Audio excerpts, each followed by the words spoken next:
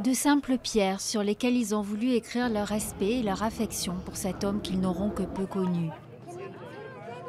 Des bouquets de fleurs qui s'accumulent sur Mandela Square en plein cœur de Johannesburg dès les premières heures de la matinée.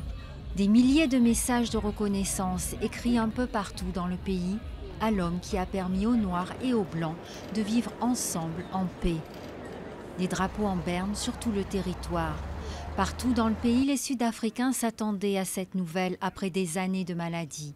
Mais l'annonce de la mort de Nelson Mandela à 95 ans a pourtant été un choc. Nous sommes complètement perdus. Nous savions qu'il était malade et qu'il allait nous quitter, mais le jour où ça arrive, c'est un choc total, un déni en quelque sorte. Nous sommes venus aujourd'hui pour lui rendre hommage et commémorer ce géant.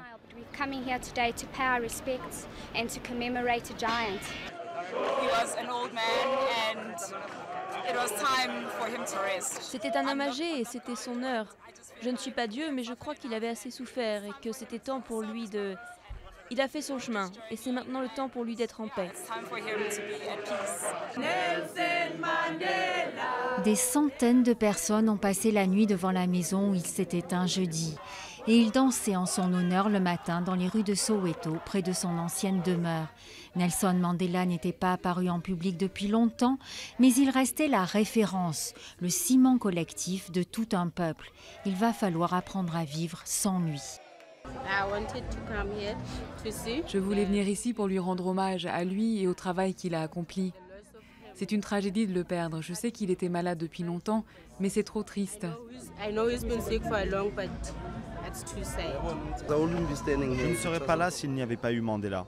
Je n'aurais pas de travail, pas de maison, pas de vêtements et je n'aurais pas été à l'école. Donc c'est une tragédie. Un deuil que les Sud-Africains vont pouvoir partager pendant 10 jours. Le corps de Nelson Mandela, transporté dans un hôpital militaire de Pretoria, sera embaumé puis exposé dans un bâtiment officiel de la capitale. Un hommage lui sera rendu en présence de nombreux chefs d'État avant un transfert définitif vers Kounou pour des funérailles le 15 décembre. Kounou, le village de son enfance où il souhaitait être inhumé.